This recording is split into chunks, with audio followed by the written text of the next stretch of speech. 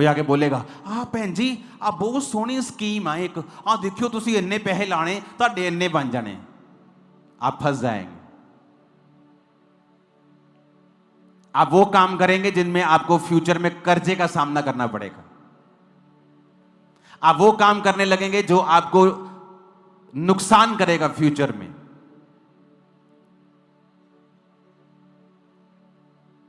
परमेश्वर ने कहा जो लोग मुझसे वफादार नहीं हैं वो झूठ पर यकीन करने लगेंगे। परमेश्वर आपके खिलाफ नहीं होता, लेकिन उसका यह सिस्टम है कि सारी चीजें आपके खिलाफ काम करना शुरू कर देती हैं। जब आपके जीवन में परमेश्वर नहीं होता और चीजें आपके खिलाफ काम करती हैं, फिर कोट्स निकलते हैं। जिंदगी एक संघर्ष है, जिंदगी दुखों से भरी हुई है। फिर वो सारी चीजें निकलेंगी जो परमेश्वर ने नहीं निकाली आपके लिए। वो तो कह रहा है कि जिंदगी एक ब्लेसिंग है, मैंने तुझे दी है, सारे सुख मैंने तेरे लिए बनाए हैं, तुझे क्या करना है, तुझे मेरे साथ चलना है। स्पिरिचुअल लाइफ पे जब आप बढ़ने लगते हैं और आप एक फैसला करते हैं कि आज से मैं परमेश्वर के संग चलूंगा, आप जैसे ये फैसला करते हैं, हो सकता है बाहरी रूप से आपको कोई भी बदलाव कुछ दिनों तक, कुछ महीनों और शायद कुछ सालों तक भी दिखाई ना दे। इसका मतलब यह नहीं है कि परमेश्वर आपके विषय में सोच नहीं रहा या काम नहीं कर रहा है। एक स्टोरी को हम जानते हैं रूत की। नियोमी, उसका पति, वचन कहता है जब आप रूत की पुस्तक पढ़ते हैं कि जब बैतलहम में, जब उनके घर में अकाल पड़ा तो वो मोआब देश में चले गए। बैतलहम ऊंचा है, मोआब नीचा है। स्पिरिचुअल मतलब है जब आपकी स्पिरिचुअल, आपकी आत्मिक, आपकी क्रिश्चियन लाइफ में कोई दिक्कत होती है, आप उस दिक्कत को मोआब जाकर, अपनी आत्मा में नीचे जाकर, प्रेयर लाइफ को बंद करके, खुदा के वचन को तोड़कर उस प्रॉब्लम को सॉल्व करने की कोशिश कभी मत करें। बैतलहम का मतलब है रोटी का घर। रोटी के घर में अकाल पड़ गया। कई बार आपकी क्रिश्चियन लाइफ में उल्टा हो जाता है। आप हीलिंग का प्रचार करते करते खुद बीमार हो जाते हैं। इसका मतलब यह नहीं है कि परमेश्वर का वचन खत्म हो गया या उसका असर खत्म हो गया या वो नाकाम हो गया। इसका मतलब यह है कि परमेश्वर आपको कुछ सिखाना चाहता है। अब जब वो मोआब देश में चले गए तो उसका पति मर गया। उनको अकल आनी चाहिए थी कि जिस मौत के डर के मारे हमने अपना देश छोड़ा, यहोवा की आराधना करना छोड़ के उस देश में आ गए जिससे परमेश्वर नफरत करता है, वो मोआबी जाति में आ गए जो बाप और बेटी से पैदा हुई थी, जिससे परमेश्वर नफरत करता है। उस जाति में हम आ गए, अपनी आत्मिक जिंदगी को छोड़ दिया।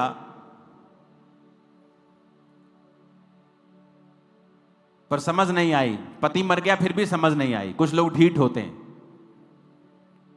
जब परमेश्वर उन्हें सजा देता है वो उसको समझते हैं कि नहीं ये परीक्षा होगी, लेकिन कई बार वो परीक्षा नहीं होती, परमेश्वर उन्हें कुछ दिखाता है। फिर भी वो समझी नहीं। और अब उसके दोनों बेटे मर गए और वो खाली हो गई और सिर्फ अपनी 2 बहुओं के साथ हो गई। और फिर उसे समाचार मिला कि तेरा अपना देश बहुत प्रॉस्पर हो रहा है। तो वचन कहता है वो सोचने लगी कि मैं बैतलहम वापस जाऊंगी। जब वापस जाने लगी, दोनों बहुओं को बुला के पूछा कि बेटियों तुम वापस चली जाओ, मेरे पास कोई पुत्र नहीं है कि मैं तुम्हारी दोबारा शादी कर दूं, मेरे पास कोई बेटा नहीं है, ना ही मैं पति करूंगी कि उसका मेरे बच्चे हों और फिर तुम उनसे शादियां करो। क्या उनके सियाने होने तक तो तुम आशा लगाई रहेगी? तो वापिस चली जाओ। तो वचन कहता है जेठानी वापिस चली गई, ओपरा वापिस चली गई। उसने संसार को चुना, पति के सुख को चुना, पर उसे यह मालूम था कि मेरी सास जीवित परमेश्वर को मानती है। कई बार आप ऐसे क्रिश्चियन घर में चले जाते हैं जो खुद तो परमेश्वर को नहीं मानते होते, जो खुद तो परमेश्वर के खिलाफ हैं, लेकिन एक जन उस घर में ऐसा चला जाता है जिसको पता होता है कि ये परमेश्वर तो जीवित है, लेकिन ये आदमी सारे गड़बड़ हैं, ये नहीं मानते अच्छी तरह से परमेश्वर को। लेकिन जिस परमेश्वर के पास मैं आई हूं, ये वाकई जीवित परमेश्वर है। तो रूत ने क्या कहा? रूत कहती, मैं तेरे संग चलूंगी, तेरा परमेश्वर मेरा परमेश्वर होगा, मृत्यु के अलावा कोई भी मुझे तुझसे अलग नहीं कर पाएगा, तेरे लोग मेरे लोग, तेरा प्रभु मेरा प्रभु। और जब सास नयोमी ने देखा कि ये जो कह रही है दिल से कह रही है और अपने फैसले पे अडिग है, तो वचन कहता है कि वो मान गई कि ठीक है, तू मेरे संग चल। वापिस पहुंचे। जैसे वो नगर में वापस पहुंची तो पूरे नगर में वचन कहता है हलचल मच गई। ऐसे ही लिखा है, हलचल मच गई। हलचल मच गई तो लोगों ने कहा, देखो नयोमी आई है, नयोमी आई है। और नयोमी ने क्या कहा? मुझे नयोमी ना कहो, मुझे क्या कहो? मुझे मारा कहो। मैं कड़वी होके वापस आई हूं। क्यों कड़वी होके आई हूं? क्योंकि मैंने अपनी स्पिरिचुअल लाइफ पर ध्यान नहीं दिया। मैं अपनी जिंदगी के मसलों को सॉल्व करते करते, मेरा परिवार अपनी जिंदगी के मसलों को सॉल्व करते करते आत्मा के खिलाफ हो गया, वचन के खिलाफ हो गया, संगति के खिलाफ हो गया। और देखो, जो कुछ हम पाना चाहते थे खुदा को छोड़ के, हम सब कुछ गवा के आए हैं। और मुझे मारा कहो, उसने कहा, मुझे कड़वी कहो, नयोमी ना कहो। लेकिन एक खूबसूरत चीज थी जो परमेश्वर कर रहा था उस घटना के दौरान भी, क्योंकि वो आपका परमेश्वर प्रेमी परमेश्वर है और वो नहीं चाहता आप नाश। वो आपका परमेश्वर जो खूबसूरती पैदा कर सकता है राख में से भी, सिर्फ आपको मुड़ने की जरूरत है खुदाबंद की ओर। आप जब फैसला कर लेते मैं परमेश्वर की ओर मुड़ूंगा, आप सोच लेते कई बार नयोमी की लाइफ में अब क्या बचा था? कुछ नहीं। बेटे मर गए, पति मर गया, एक बहू छोड़ के चली गई, एक बहू रह गई, कोई कुछ नहीं है लाइफ में, कोई पैसा नहीं है, कोई काम धंधा नहीं, बूढ़ी हो चुकी है, सब कुछ गवा के फिर भी उसने कहा कि ठीक है मैं परमेश्वर के पीछे चलूंगी। तो क्या हुआ? परमेश्वर एक खूबसूरत चीज उनकी लाइफ में करता है। रूत 2 बाब में, जो मैंने आपको वचन सुनाया वो 1 बाब का था, अब 2 बाब का 2 अध्याय का सुना रहा हूं। रूत 2 उसकी 2 और 3 आयत में लिखा है, मोआबिन रूत ने नयोमी से कहा, मुझे किसी खेत में जाने दे कि जो मुझ पर अनुग्रह की दृष्टि करके करे, उसके पीछे पीछे मैं सीला बीनती जाऊं। यानी जो खेत में फसल काटते थे तो फसल जो बच जाती है थोड़ी थोड़ी, मैं उसे बीनती जाऊं, उसे उठाती जाऊं। उसने कहा जा, चली जा बेटी। तो नयोमी ने अपनी बहू को कहा जा, क्योंकि वो कटनी के दिन थे तो उसे मालूम था कि कुछ खाने को मिल जाएगा। इसलिए वो जाकर एक खेत में लवने वालों के पीछे बीनने लगी। जिस खेत में वो संयोग से गई थी वो एलीमेलेक के कुटुंबी बोअज का था।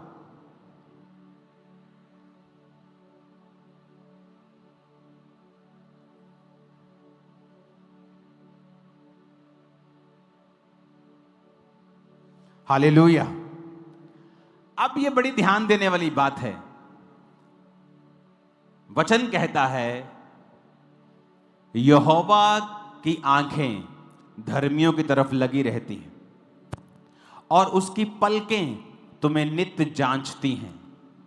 हमेशा तुम परमेश्वर की निगाहों के नीचे होते हो और वो तुम्हारी हर एक बात को, तुम्हारे दिल की गहराई को, शैतान तो तुम्हारे शब्दों को जानता है, तुम्हारे दिल को नहीं जानता। जो तुम बोलोगे, जो रिएक्ट करोगे, वो उसको समझ के अपनी प्लानिंग करता है। पर परमेश्वर दिलों और गुर्दों को लिखा जांचने वाला परमेश्वर है।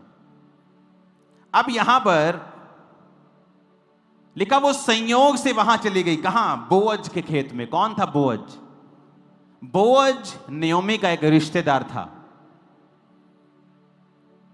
और जब किसी के पति, जब किसी का कोई बेटा मर जाता था तो निकट जो रिश्तेदार होता था वो उस लड़की से शादी करके उसके वंश को आगे चलाता था।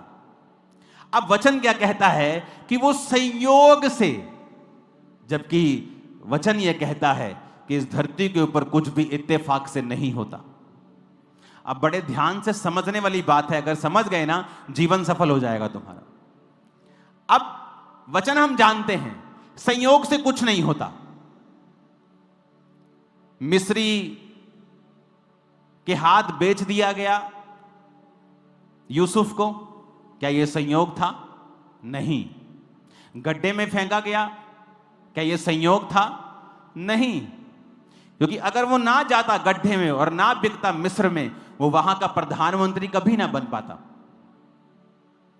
बात क्या है बीच की, मैं आपको सीक्रेट बताता हूं। अब जिस खेत में वो गई वो बोअज का था।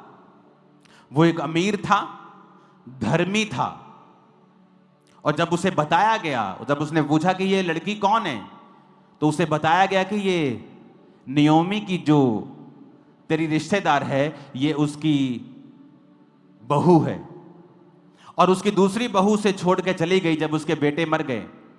पर ये जो बहू है, इसने यहोवा को चुना हुआ है। क्योंकि ये यहोवा परमेश्वर को जानती थी, इसलिए अपनी सास के पीछे चल रही है। तो बोअज उससे बहुत इंप्रेस था कि ये एक भली औरत है। अब वो संयोग से नहीं गई।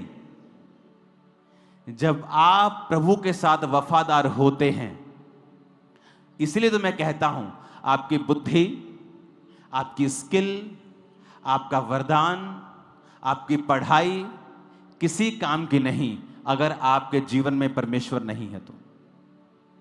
जब वो प्रभु के साथ वफादार है और अपनी सास के साथ रह रही है, उसे पता है मुझे सास को पालना पड़ेगा, अपने को भी पालना पड़ेगा, शादी वो नहीं कर सकती। अब यहां पे वो खुदा के साथ वफादार है, और देखो संयोग लिखा, बाय चांस, अगर आप इसे इब्रानी में पढ़ेंगे, बाय चांस, कि वो उस खेत में गई जो बोअज का था। और क्या हुआ, उसने आकर अपनी सास को बताया बोअज के बारे में। सास ने कहा ये तो हमारा रिश्तेदार है। जब बात चली शादी की कि बोअज तुझसे शादी कर सकता है अगर वो चाहे, और बोअज से बात चली तो बोअज ने कहा एक और रिश्तेदार है जो मुझसे भी ज्यादा नजदीकी है, उससे बात की गई कि तू उसे छुड़ाना चाहता है, क्या तू उससे शादी भी करेगा अगर नियोमी के सारे कर्जे को तू चुकाएगा? तो उसने मना कर दिया। तो परमेश्वर ने बोअज को और रूत को एक किया, और वो दाऊद की परदादी बनी। अब सुनो ध्यान से, जब वो परमेश्वर के साथ वफादार थी तो बाय चांस उस खेत में गई जो बोअज का था। क्या आपको यह वचन काफी नहीं है? इस पे जो निशान आ रहे मैं कैसे पढ़ूंगा स्क्रीन के ऊपर, और सिर्फ इसी स्क्रीन पे आते हैं, किसी स्क्रीन पे नहीं आते। हालेलुया, ऊंची आवाज में बोलो हालेलुया। मैंने कहा आपको क्या लगता है कि यह बाय चांस था?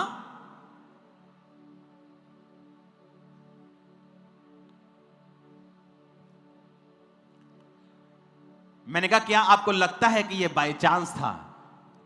जब आप प्रभु के साथ फेथफुल होते हैं, आप उसी रास्ते को चुनोगे जिस रास्ते को परमेश्वर ने आपके लिए चुना होगा। आपके ना जानते हुए भी आप उसी जगह पे जाओगे जो आपकी आशीष के लिए चुनी होगी। ये आपकी पढ़ाई नहीं कर सकती, जबकि मैं खुद एक पढ़ा लिखा इंजीनियर हूं। आपकी अमीरी भी नहीं कर सकती, आपकी चुस्त चालाकी, स्किल, होशियारी भी आपके साथ ये नहीं कर सकती कि आप उसी जगह पे जाएं। संयोग, इत्तेफाक नाम का कोई शब्द नहीं है। जो कुछ होता है परमेश्वर की मर्जी से होता है। ऐसे कैसे हो सकता है? वो कौन सा छोटा सा एरिया था, मोहल्ले की बात हो रही, पूरे शहर की, पूरे देश की, स्टेट की बात हो रही। अगर आप इसके 1 किलोमीटर में चले जाएं चर्च के, तो कम से कम 200 लोगों की जगहें होंगी, 300 लोगों की जगहें होंगी।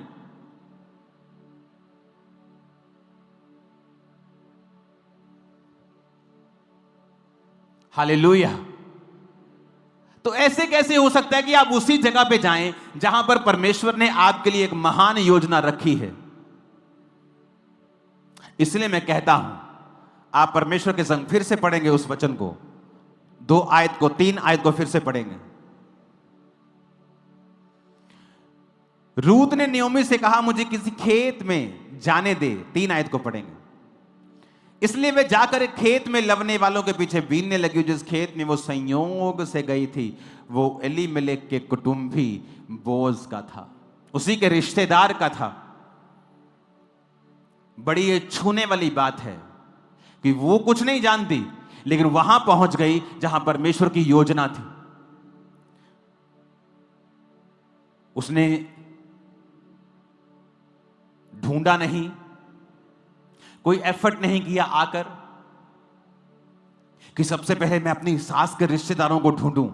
ऐसे होते हैं शारीरिक लोग जो अपने लाइफ की हर प्रॉब्लम का हल शारीरिक रूप से करना चाहते हैं कि चलो आते ही बोले, सास तेरे रिश्तेदार कौन है बता, अच्छा ये तेरा रिश्तेदार, अच्छा ठीक है मैं हूं जाननी है, तैयार हो गए थे। वो तैयार होके वहां जा रही है कि उसकी निगाह मेरे पे पड़ जाए, मेरी शादी हो जाए। और मैंने देखा है ऐसे लोग विश्वासी भी हैं, और हर लाइफ थोड़े थोड़े दिनों के बाद, थोड़े थोड़े महीनों के बाद वो अपनी लाइफ में डिसअपॉइंट होते हैं, निराश होते रहते हैं। ओ अभी भी मेरी बात नहीं बनी, ओ अभी भी मेरे जीवन में यह काम नहीं हुआ। क्योंकि आप जो कुछ भी कर रहे हैं, अगर आप वचन पढ़ें तो वचन में लिखा है कि परमेश्वर ने कहा आदम का अकेला रहना ठीक नहीं। आदम ने नहीं कहा हाय हाय मैं कल्ला ओए बचाओ मैनू प्रभु जी, ओ प्रभु जी कुछ करो, कुछ कर दे, क्यों नहीं पे कुछ। उसने कुछ नहीं कहा, वो अपने काम में बिजी है। खुदा ने जो काम दिया बिजी है। शाम को परमेश्वर आ रहा है, उसके साथ बात कर रहा है, सुबह वो अपनी अदन के बाग में बिजी है। प्रभु देख रहे हैं यार इसका कोई संगी चाहिए। आदम ने कुछ नहीं कहा, खुदा ने कहा। लेकिन आज का आदम क्या कर रहा है? वो परमेश्वर को बता रहा है तुझे मेरे जीवन में ऐसा करना चाहिए था, तुझे मेरे जीवन में ऐसा करना चाहिए था।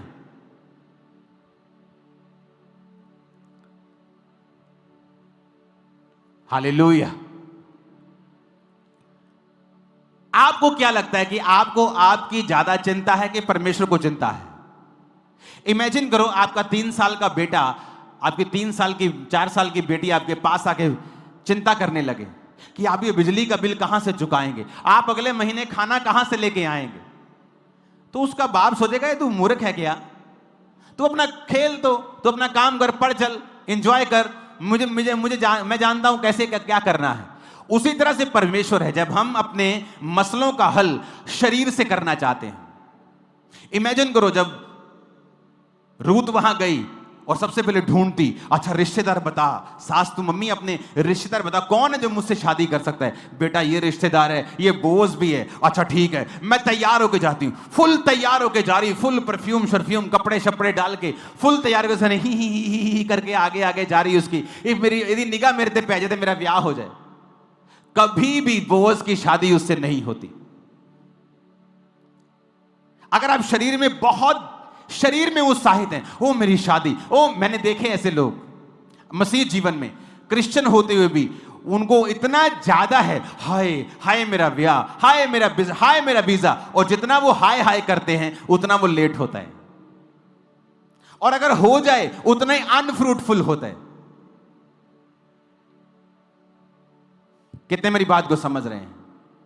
वहां पे जो पोजीशन देखो, पोजीशन समझनी बहुत जरूरी है। यहां स्पिरिचुअल पोजीशन, स्पिरिचुअल मैं कहां खड़ा हूंगा और मुझे कहां खड़े रहना है। ये सड़क पे से परमेश्वर जा रहे हैं और उस 12 साल की लहू बहने वाली औरत को चंगियाई चाहिए, तो वो यहां खड़ी होगी कि वो पिछले सड़क में खड़ी होगी? बोलो, यहीं खड़ी होगी कि नहीं? आत्मा में भी पोजीशंस हैं, आत्मा में भी लोकेशन है कि किस लोकेशन पे आप रहेंगे तो वहां पे ही आपकी हीलिंग होगी, वहीं पे बरकत आएगी, वहीं पे आशीष आएगी। अब रूत का ध्यान नहीं है शादी करने में, उसका ध्यान यह है कि जो कुछ हो गया ठीक है, मैं प्रार्थना करूंगी, सास के साथ रहूंगी, काम करूंगी, बस परमेश्वर मुझे मिल गया काफी है, ये उसकी लाइफ का मुद्दा बन चुका है। अगर नहीं होता तो आप जानते हैं वो एक आम लेबरर थी, आम मजदूरों की तरह वहां पे गई थी। क्यों? क्योंकि जब उसने आकर बताया कि बोअज ने मुझसे बात की है, कि जब बोअज को उसके बारे में बताया गया तो बोअज ने उसकी प्रशंसा की कि तेरे बारे में मुझे सब बताया गया है कि तू अपने सास और खुदा के साथ तू वफादार रही है। अब ऐसा कर, तू जहां दिल करता है वहां तू बीन और जा और अपने लिए और अपनी सास के लिए इकट्ठा कर। अपने नौकरों को बता दिया इसको रोकना मत, इसको तंग मत करना। उसने कहा जहां से ये लोग पानी पीते हैं तू भी वहीं से पानी पीना, और जब ये लोग खाना खाते तुम वही खाना। उसको फेवर दिया उसने, बोअज ने, जब उसको मालूम हुआ कि ये वफादार है। और उसने घर आके बताया कि मैं 22 लीटर आज अनाज लेके आई हूं। 22 लीटर अनाज उसको मिला एक दिन में। अगर वो 10-15 दिन भी लगातार जाती तो पूरे साल का अनाज इकट्ठा कर लेती। तो सास खुश थी, तो उसने सास को बताया कि मुझे बोअज मिला, और सास को मालूम था बोअज कौन है। तो उसने कहा बेटी अब तू जाएगी तो स्नान करके और तेल लगा के तैयार होके जा। इसका मतलब जब वो पहली बार गई थी तो एक लेबरर की तरह, एक आम मजदूर की तरह वो गई। उसके दिल में कुछ नहीं था, और जिस खेत में वो गई थी उसे मालूम भी नहीं था वो कौन सा खेत है। हालेलुया।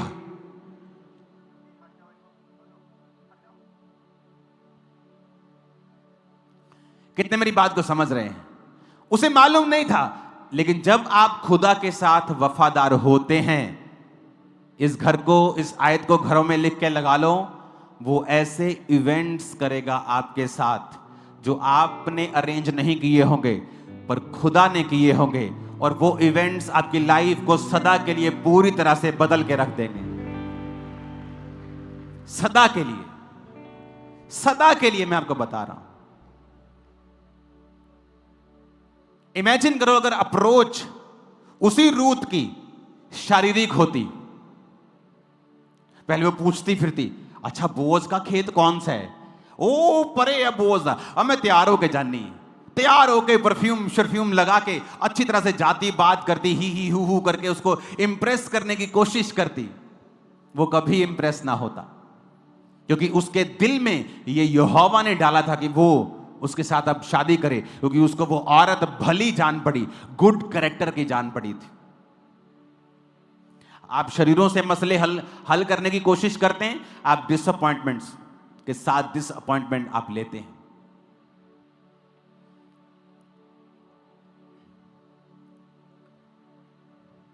हालेलुया।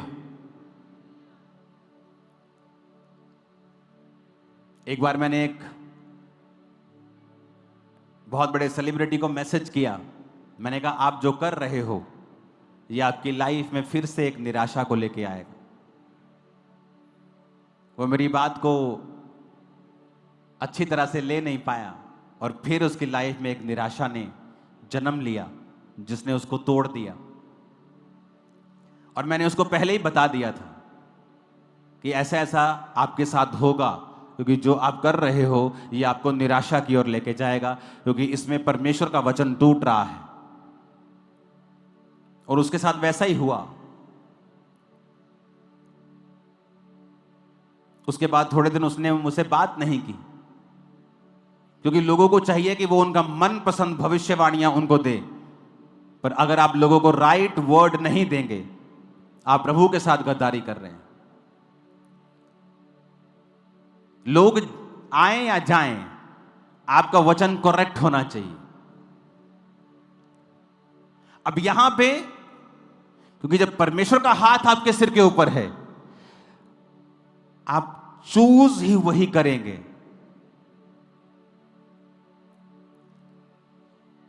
वो रिश्तेदार जिसका कभी मूड नहीं बना आपकी हेल्प करने का, उसका मूड बन जाएगा। आप बोलेंगे ये तो मेरे को लाइक भी नहीं करता था। सडनली कुछ ऐसा होगा जो आपने एक्सपेक्ट नहीं किया होगा।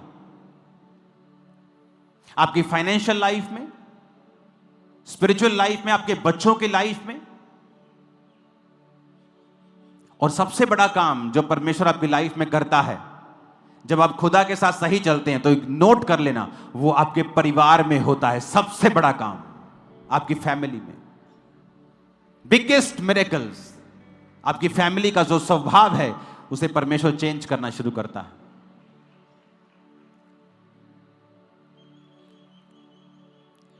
उत्पत्ति 39 उसकी 2 से 4 आयत को पढ़ेंगे। यूसुफ अपने मिस्री स्वामी के घर में रहता था और यहोवा उसके संग था, इसलिए वह भाग्यवान पुरुष हो गया। यूसुफ के स्वामी ने देखा कि यहोवा उसके संग रहता है और जो काम वह करता है यहोवा उसके हाथ से सफल कर देता है। उसके अनुग्रह की दृष्टि उस पर हुई और वह सेवा टहल करने के लिए नियुक्त किया गया और उसके घर का अधिकारी बनके उसने सब कुछ अपने उसके हाथ में सौंप दिया। जब वो जेल में चला गया तो उत्पत्ति 39:21 में लिखा है, यहोवा यूसुफ के संग रहा, उस पर करुणा की और बंदी गृह के दरोगा के अनुग्रह की दृष्टि उस पर हुई। इसलिए बंदी गृह के दरोगा ने सब बंदियों को जो कारागार में यूसुफ के हाथ में सौंप दिया और जो जो काम वो वहां करते थे यूसुफ की आज्ञा से होता था। यूसुफ के वश में जो कुछ था उसमें से बंदी गृह के दरोगा को कोई वस्तु देखनी ना पड़ती थी, क्योंकि यहोवा यूसुफ के साथ था। सब बोलो आमीन। अब यहां पर सेम एग्जाम्पल है। उसके भाइयों ने उसे गड्ढे में फेंका, फिर उठाकर बेच दिया। पर बात यह नहीं, आपकी लाइफ में मुसीबत कितनी बड़ी, बात यह है कि आप परमेश्वर आपके संग है कि नहीं। प्रभु उसके संग था। जिस घर में वो नौकर के रूप में गया, उस घर का अधिकारी बनने में उसे सालों नहीं महीनों लगे सिर्फ। क्यों? यहोवा उसके संग था। इसका मतलब क्या है कि वो वचन के संग चल रहा है। अगर आप व्यभिचार में हैं, इसका मतलब यहोवा आपके संग नहीं है, क्योंकि आपने वचन को तोड़ा है। अगर आप चोरी करते हैं, इसका मतलब आप परमेश्वर के संग नहीं हैं। अगर आप मूर्ति पूजा में हैं, आप प्रभु के संग नहीं हैं। आपके बहुत सारे ईश्वर परमेश्वर हैं, आप यहोवा के संग नहीं हैं। यहोवा आपके संग तब तक है जब तक आप परमेश्वर के वचन को जानते और मानते हैं। तो क्या लिखा कि जो कुछ यूसुफ करता था यहोवा उसको सफल करता था। आप प्रचारक हैं, विश्वासी हैं, कुछ भी हैं, अगर आपकी लाइफ में फेलियर्स आ रहे हैं, आप गलत दिशा में हैं। क्योंकि अगर आप यहोवा आपके संग है, कुछ लोगों की आदत होती, वो सेवा नहीं करते, सिर्फ निंदा करते हैं, फलाने की, ढमकाने की, वो वचन की, वो वचन, उन्हें तर्क वितर्क करने का रोग हो गया है। अगर आप उनकी जिंदगियों को पर्सनली जाके देखेंगे तो अपनी लाइफ में हर पहलू में फेल हो चुके हैं। सब तरफ से, सेवकाई, घर बाहर, सेहत, फाइनेंस, हर तरफ से वो फेल है। क्यों? उन्हें लगता है यहोवा उनके संग है। अगर यहोवा उनके संग होता तो वचन कहता है जो कुछ यूसुफ करता था वो सफल होता था। आज मैं बहुत से बिजनेस कर सकता हूं और सफल होकर करोड़ों कमा सकता हूं, पर्सनल। मैं नहीं करता हूं क्योंकि मेरे पास समय नहीं है। मैं सेवा में अपने आप को दे चुका हूं पूरी तरह से। मैं काम भी वही करता हूं जिसमें मुझे टाइम ना देना पड़े। मैं अपना पूरा समय परमेश्वर को और प्रार्थना में और उपवास में दे सकूं। लेकिन अगर मैं कुछ करूंगा तो वो सफल होगा, क्योंकि परमेश्वर मेरे संग है, मुझे मालूम है। और जो कुछ मैंने किया है उसमें मैं सफल हुआ हूं, क्योंकि परमेश्वर मेरे संग है, मुझे मालूम है। प्रभु मेरे संग इसलिए है क्योंकि मैंने वचन को प्रैक्टिकली पूरा किया है। और वचन क्या कहता है? जब उस घर के मेन बंदे ने गलत फहमी से उसको जेल में डाल दिया, लिखा जेल में भी यहोवा उसके संग था। जेल जाकर दरोगा की दृष्टि उस पर हुई और जेल में भी यहोवा उसको प्रॉस्पर करने लगा और सारे कैदियों का उसको लीडर बना के सब कुछ दरोगा ने उसके हाथ में सौंप दिया। यह साबित करता है कि यहोवा उसके संग था। तो प्रॉब्लम यह नहीं है कि आपकी लाइफ में गरीबी है या आपकी लाइफ में संघर्ष है या आपकी लाइफ में किसी खास मसले के ऊपर आप तंग हैं। प्रॉब्लम यह है क्या यहोवा आपके संग है या नहीं। अगर तो वो आपके संग है, आप बड़ी से बड़ी मुसीबत को तोड़ के बाहर आ जाएंगे और आगे बढ़ेंगे। वो गरीबी का श्राप हो, बीमारी का श्राप हो, वो कुछ भी हो, क्या यहोवा आपके संग है या नहीं? वचन में लिखा है, न्यायों 2 उसकी 11 आयत पढ़ेंगे। यहोशू के मरने के बाद जब उनका कोई भी लीडर नहीं था, तो लिखा इजरायली वो करने लगे जो यहोवा की दृष्टि में बुरा है और बाल नामक देवताओं की उपासना करने लगे। वे अपने पूर्वजों के परमेश्वर यहोवा को, जो उन्हें मिस्र से निकाल लाया था, त्याग कर प्राय देवताओं की उपासना करने लगे और उन्हें दंडवत किया और यहोवा को गुस्सा दिलाया। 14 आयत में लिखा है, इसलिए यहोवा का कोप इजराइलियों पर भड़का और उसने लुटेरों के हाथ में उन्हें कर दिया। लुटेरे उन्हें लूटने लगे, उन्हें चारों ओर के शत्रुओं के परमेश्वर ने उन्हें अधीन कर दिया। वे अपने शत्रुओं के सामने ठहर ना सके। अब ध्यान से सुनना अगली आयत। मैं चाहता हूं मैं 1 2 3 करूं, आप इसे पूरी चर्च ऊंची आवाज में पढ़ो। 1 2 3। जहां कहीं वो बाहर जाते थे, अब बोलो ऊंची आवाज में, अपने पड़ोसी के कानों में भी बोलो, बोलो जहां कहीं। बोलो अपने पड़ोसी को। यहां पे कोई लिखा है कि सिर्फ इस साइड या उस साइड? जहां कहीं, मतलब एनीवेयर। तुम्हारा दिल कर रहा है उठ के, चलो आज मैं अमेरिका चलता हूं, वहां पे काम बहुत है, डॉलर में कमाऊंगा। लिखा जहां कहीं वो बाहर जाते, यहोवा का हाथ उनकी बुराई करने में लगा रहता था।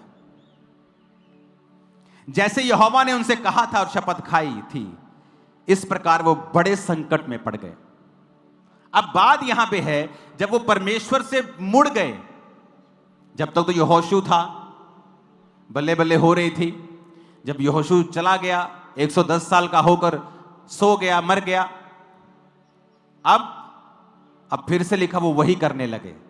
अब जब वही करने लगे तो लिखा जहां कहीं, जिधर कहीं वो बिजनेस करने जाते थे, वो काम करने जाते थे, नौकरी करने जाते थे, युद्ध लड़ने जाते थे, कमेटी डालते थे, वो मर जाती थी। कहता कुछ भी वो करते थे, यहोवा का हाथ उनकी बुराई करने में लगा रहता था। वो जहां कहीं चुन लें, इधर उधर कुछ चुन लें, उनका बुरा ही होता था। लोग बोलते हैं कई बार, मैं कुछ भी कर लूं मेरे साथ सही नहीं होता, मैं कुछ भी कर लूं मैं कभी फलवंत नहीं हुआ।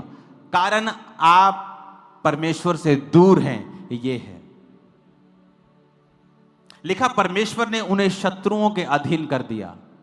फिर आप शैतान की अधीनगी में चले जाते हैं, शैतान के बंधनों के नीचे, डर के नीचे, बीमारियों के नीचे, कर्जे के नीचे, डिप्रेशन के नीचे। ये लिखा यहोवा का हाथ उनकी बुराई करने में लगा रहता था। और उधर नियोमी और रूत का केस देखो, जहां कहीं वो गई उस खेत की मालिक बन गई, दाऊद की परदादी बन गई, यीशु मसीह की रिश्तेदार बन गई। इससे बड़ी कोई स्टेटमेंट नहीं। जीसस की ब्लड लाइन में घुस गई वो।